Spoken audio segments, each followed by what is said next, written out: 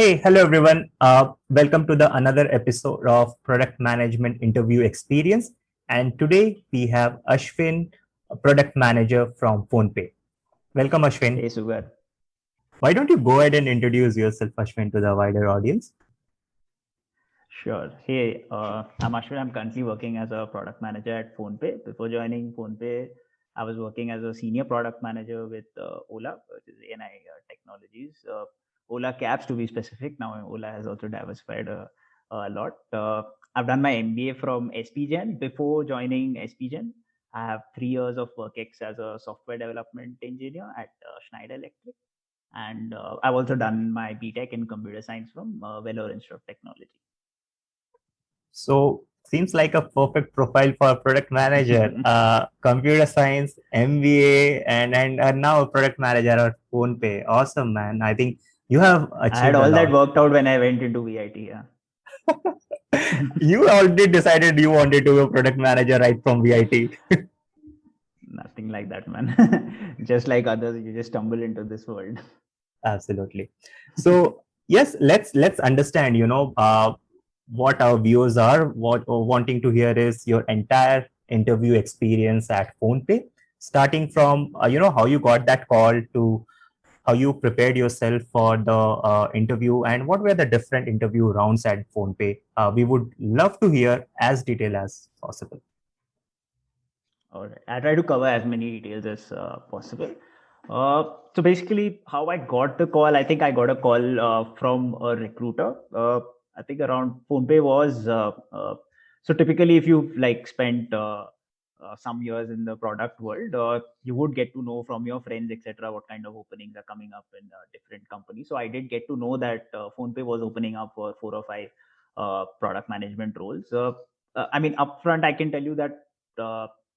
Product management at PhonePe, I mean the whole product team itself is not it's not very high as far as strength is concerned. Like there are very few product managers who are out there. So because they were sort of scaling up, so there were a lot of positions that were opening up, and I did apply to a few job openings that came up on LinkedIn. But then I got a call also from a recruiter, specifically from PhonePe, and I don't think that that was the person who actually received my application on LinkedIn. So I think it was like a fresh start from that particular recruiter, and and I think my resume got shortlisted, and then started getting into those rounds. Uh, Now, as far as rounds are concerned, right, like the number of rounds, etc., on PhonePe, they actually depend on the position that you're trying for. Like the number of rounds would remain the same, but the focus of the rounds would be slightly different if you were an APM versus you're a PM versus you're a director. Uh, but broadly, the structure that I'm going to say uh, sort of works for everyone. You can say that for an APM, maybe the question or the focus will be more on execution level rigor, whereas for a director or a senior product manager, it would be more about roadmap, vision, stakeholder management. There'll be a bit more focus on that. Uh, but broadly, this is how the structure is, and most of the rounds are around 1 hour 15 minutes to 1 hour 30-40 minutes, depending on how your round is going, to be honest. But yeah, so it starts with an explore round. uh, the explore round is an exploratory round, which is very common across many companies now. Typically in this round, you would not be asked a question that should surprise you. It would be based on what you've written on your resume. Typically the interviewer would ask you to pick up a single project or a particular line on your resume and deep dive into that. Because it's something that you've actually written, be prepared to defend it to the maximum that you can, and you would be sort of given and asked questions around edge cases, or more around why you didn't do this in a certain way or why you did this in a certain way, and you're expected to defend this well, because again, it's something that should be up your alley. That's predominantly on the exploratory round. uh, I think as far as answers are concerned, you should also focus a bit on something around the reporting hierarchy that is there in the company that you come from, as well as the kind of stakeholders that you've managed in the particular point or that particular project that you're going to describe. So that's going to be predominantly the explore round. The second round is a product thinking round. The product thinking round is basically it's what the kind of question that would be asked to you would be where the universe would be slightly smaller in the way that they would actually ask you to think specifically about a product.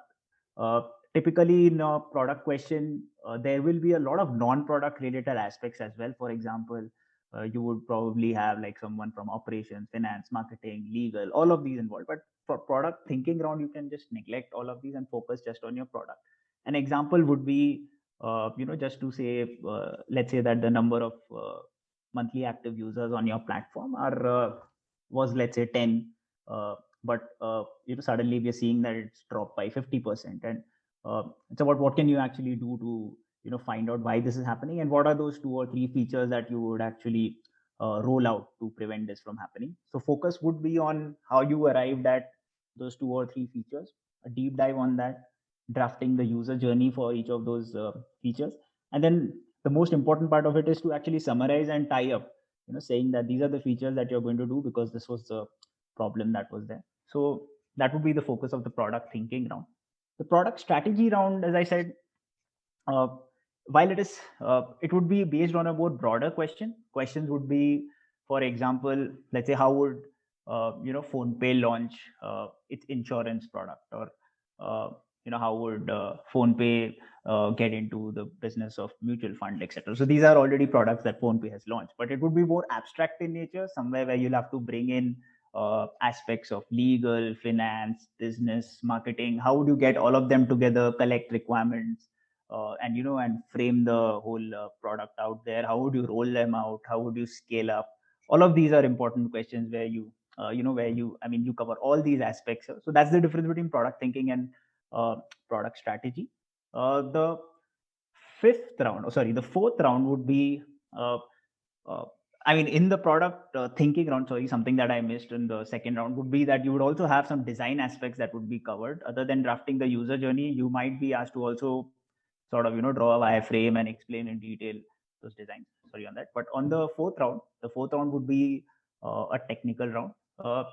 Now I know this is a scary part for a lot of people who are trying to get into product management, but there is a reason why technical round is there, and it will again depend on the kind of team you're getting into, to be honest. Now PhonePe, as you know, has multi-million users who basically are active on the platform, right? So which means that scale is a very important quality that they're looking for.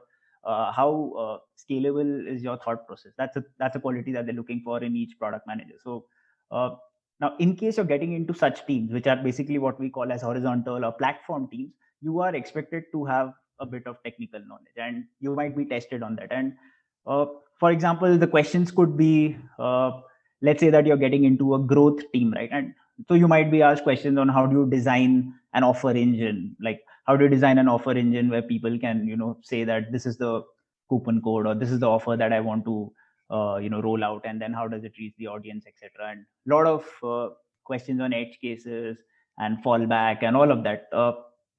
But again, if you're joining a specific product team, like for example, which is not a platform team, you will not be asked technical questions such as design, etc. It would be typically more focused on how do you sort of engage yourself with the engineering team, how comfortable you are working with the engineering team. A lot of questions on conflict resolution. A favorite question in a technical round in most companies are around the fact that uh, business said that there's something that has to be launched tomorrow, and then you'll have to go and convince your engineering team that this is required. How would you do that? So these are some of the scenario based questions that you might be asked in the technical round. The round after that would be your hiring manager round. uh, Again, because you would have already gone through these 4 tedious rounds of around 1.5 hours each, you will typically not be taxed in this round. But again, expect very very abstract questions in this round. It would be based on like around, let's say if it's a 1 hour round, you would have around half an hour based on your resume, your work ex, etc. But expect the next half an hour to be a very very abstract round. For example, let's say that you're coming from a core B2C company, right? Let's say you're coming from a Facebook kind of company. You might be completely thrown off guard and asked, how do you launch a B2B product? And basically, it's to test how comfortable you are with ambiguity. And similar, if you're coming from B2B background, they might say, how do you launch a share chat like platform or something like that. So it's basically to test your ambiguity to see what you can do. Reason being that PhonePe doesn't actually recruit for any specific role as such, because they generally try to keep it generic. So they recruit a product manager thinking that they can be used across any product. So that's why this round is them. And the final round is the round with the chief product officer. Uh, Again, since you've been through all of this, it won't be anything. There'll be no product thinking around here. But typically, I would say that what you should focus here on is, when you're talking to a VP or a L1 level set of people, the idea of a product or what they're looking for in a product manager is how does this person convey the most important part of the information in a short way, right? And that is what your focus should be on. Any question that is asked, you'll have to sort of understand what are the details that you need to abstract and what is it that you need to succinctly communicate so that the person takes away whatever you wanted to say. Yeah, I think that's pretty much it. And then you will have a HR round at the end of all of this, which should be good given that you've gone through all of this. And there are no major surprises in the HR round. There'll be typical behavioral based questions. Wow. So that seems like 6 to 7 rounds. And how much time does it take for this entire rounds? Yeah, I mean, I don't. So I have joined at the time like the at COVID, as we call. I'm like one of those COVID babies, which they call nowadays for all. Oh, are you also COVID baby? Same Yeah. for, yeah. Yeah, so we've been lucky enough that this has happened virtually. Otherwise, I don't know what will happen if someone has to actually go to the office and face around 7 to 8 hours of interview. But yeah, like they're obviously fairly sort of spread out. I think it took place around 2.5 to 3 weeks for me. All these rounds. And what's good about PhonePe is that they would definitely, the HR would reach out to you and give you a good idea actually of the round that's taking place and the kind of questions that you should be prepared for. And in most of the rounds, even the interviewers who are going to take your interview, even sort of you will be clear as to who your interviewers are. So you can actually sort of understand their background, look them up on LinkedIn, and also find out what their interests are, etc. Okay, that's a relief to hear that HR is also helping out the candidates in understanding what the upcoming rounds look like and just help them with the preparatory note. Yeah. But apart from this preparation, was there any other resources which you followed for your preparation journey, Ashwin?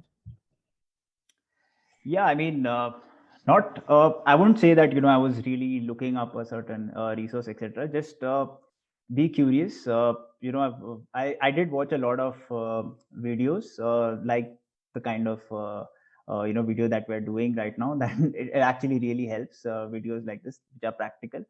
Honestly, there aren't many such videos that are really practical enough for you to get into Indian companies, I would say. But I think there are a lot of examples of such videos, especially for getting into Facebook in the US, etc. They're pretty useful. At least you would get to know sort of how to answer questions under pressure.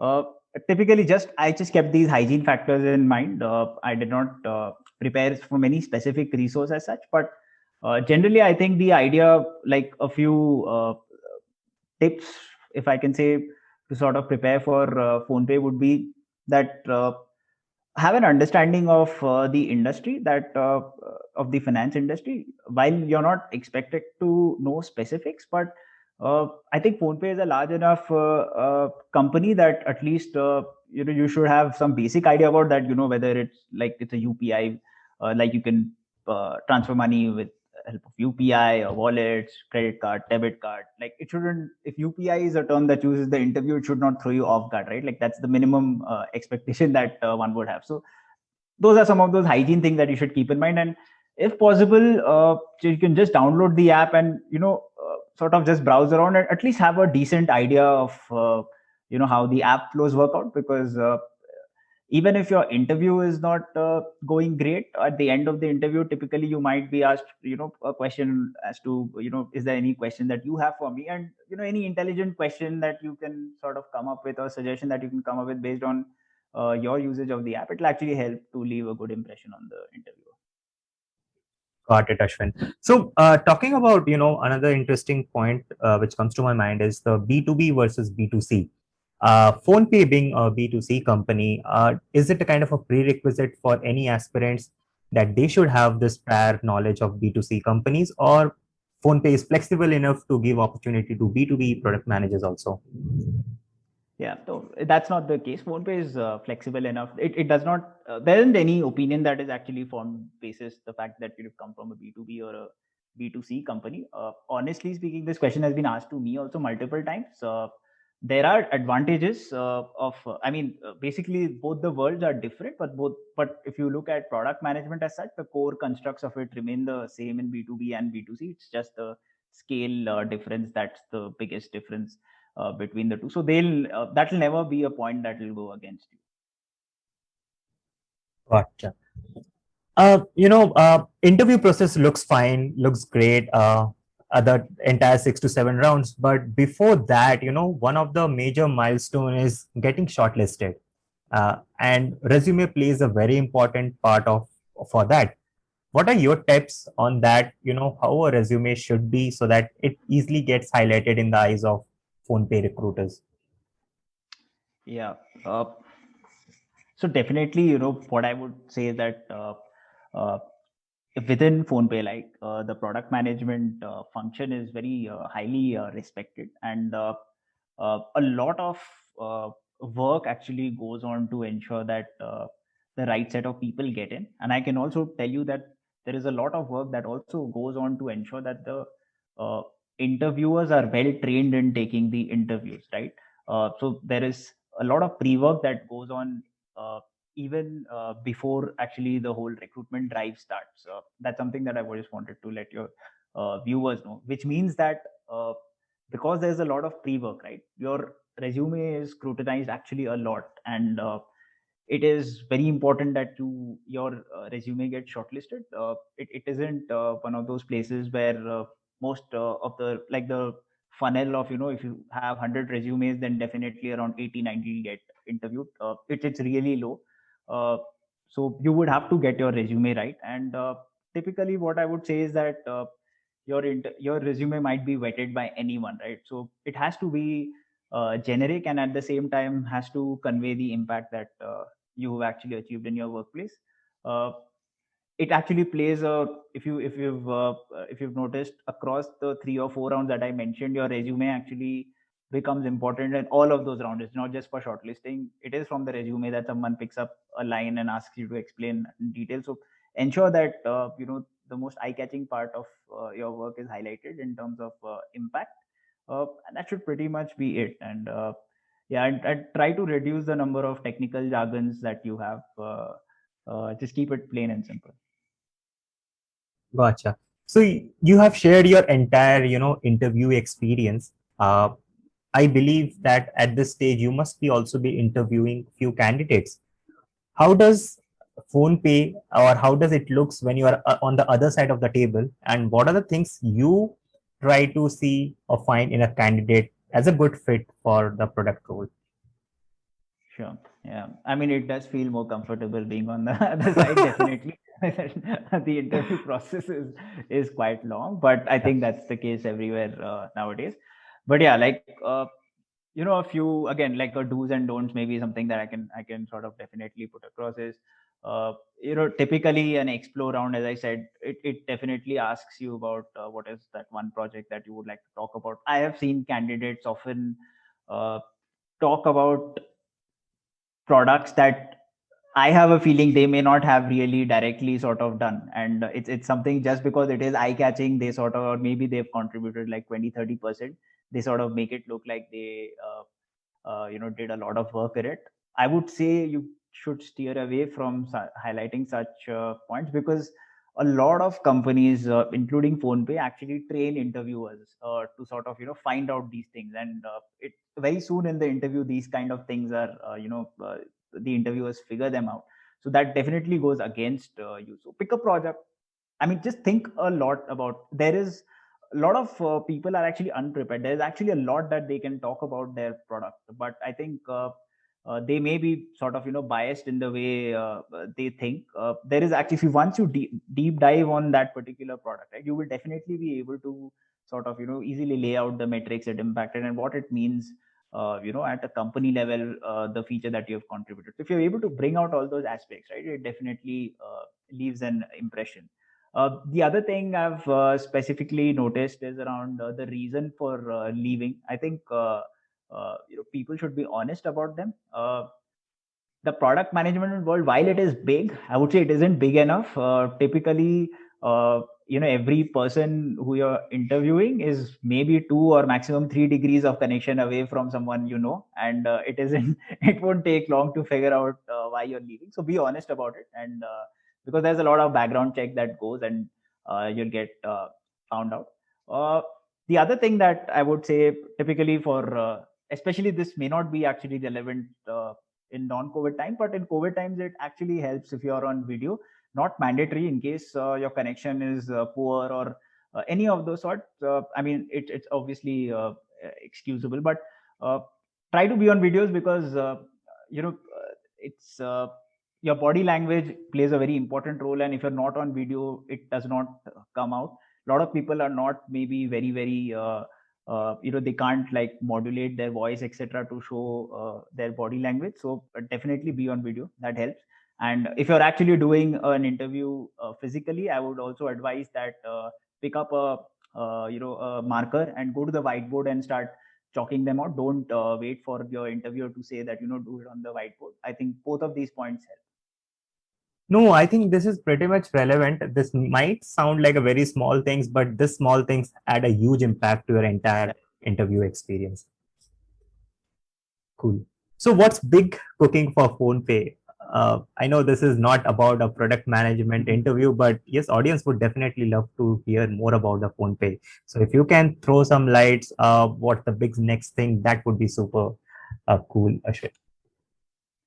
Yeah, sure. So yeah, I mean, typically uh, at PhonePe, that we've reached a good enough chunk of people who are using PhonePe, but we still believe that there is a lot uh, that we can penetrate, especially in Bharat as they call it. Like within India, I think we've been fairly well accepted, but there's a lot of work that has to go into penetrating the market within Bharat, and that's the primary focus.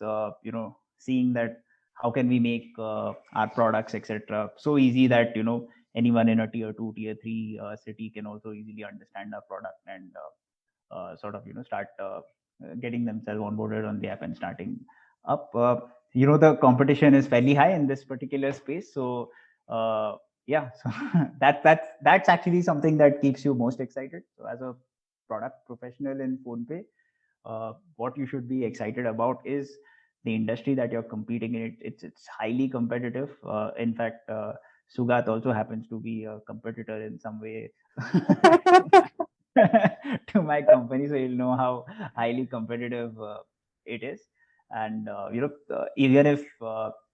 even if you're not thinking about change, your competition and the industry will force you to think about change.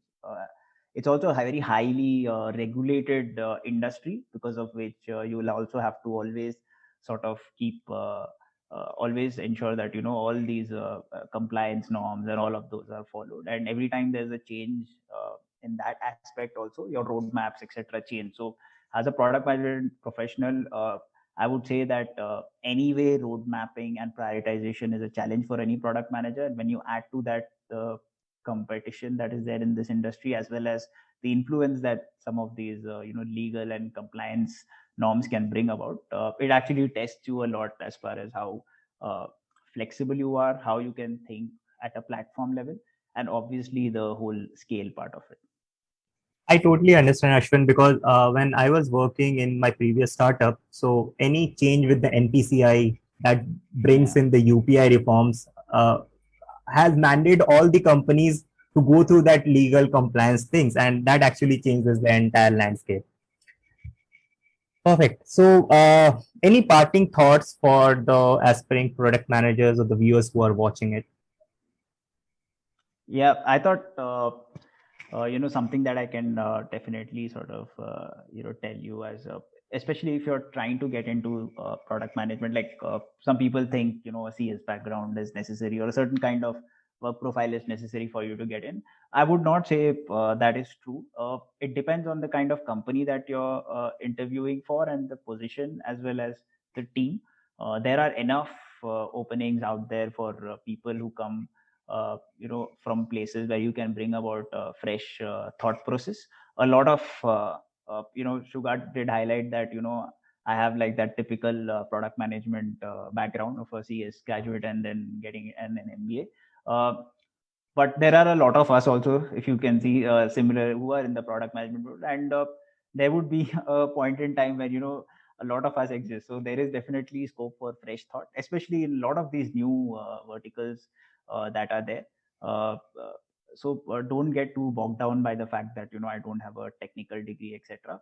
uh, I would say still stay curious. It isn't it always helps to sort of have that technical understanding. It's not impossible, even if you come without a CS background, to get into this world and learn about some of the technical aspects. It really helps you, and it adds that different dimension to your everyday work as well. So that for instance, when you're writing a product requirement document, or any whatever is the normal process in your company, uh, writing that, having that sort of technical idea of what it takes to build this, will actually really help you in scoping out the document really well. And if you look at it in a broad sense, it actually saves a lot of time. So a feature that, let's say, takes 2 months for development, if you have some idea of the kind of what it takes to build it, you might have actually reduced the scope of it correctly in the beginning itself, which means that maybe you can reduce it to a 1 month at the time of designing the whole product requirement document itself. So some of these very finer aspects come into play, but I would say this is something that can be learned. It's not something that you should be bogged down by. I would definitely encourage more and more people to join this world. Just be curious, just explore, download apps, explore why is it that something would have been built in this certain way. And if you keep questioning that thought process, basically that's what product thinking is all about. No, I think absolutely. If I have to summarize what you told, product management is more of a mindset and not a skill set. So you don't need a technical degrees, and which is very evident from my past videos also, where a user or a person don't have any technical degree, no MBA, still working as a product manager in Sure, good companies. definitely. So that's the reality as well. So yes, that would definitely encourage more and more people join this entire stream. Yeah. Cool. Ashwin, it was really nice talking to you, and I really hope people who are watching this, get to know a lot about PhonePe and their entire interview hiring experience and what kind of work you guys are doing. And would definitely encourage people, if there is any opening you find out in product management, feel free to reach out to Ashwin for any such guidance or help, and he would be more than happy to help you. Yes. Sure. Thanks, Sugat. Thanks for this interview. Thank you so much, Ashwin. Take care. Bye Bye. bye.